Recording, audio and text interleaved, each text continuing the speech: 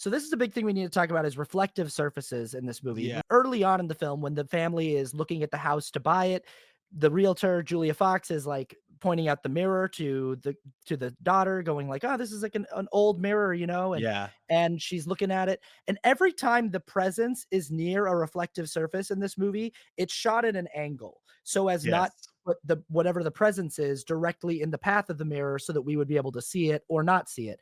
And initially you think as a spectator that this is just done as a matter of practicality. This is a low budget movie and like they just Yeah. didn't want to Yeah. put the effects budget in to like map out the camera Yeah. operator. And I mean, it'll go up to like picture frames and look at a picture, but it'll stay at an angle so as not to be seen in the reflection. I clocked it as a technical thing that they just decided To to save do money.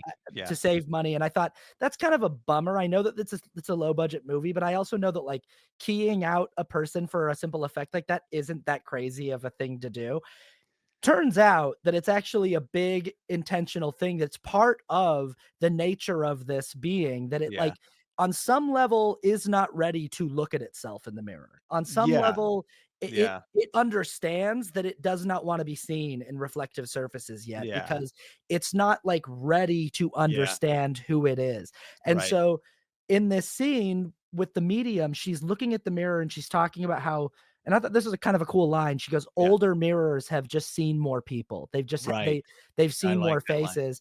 And then she says to the mirror, and she looks through the mirror at the camera, and she says, "Help her, you know, help Yeah. her." And she touches the mirror, and Oh, I it's forgot like, that she said that. That was yeah, yeah, that was really, really good. yeah, it's great. Yeah, so yeah, you've gotten this feeling already up to this point that Yeah. the presence feels protective of the daughter and Yes. feels a little more distrustful or hostile toward the son, especially Yes. because it went up and trashed the son's room and all this stuff.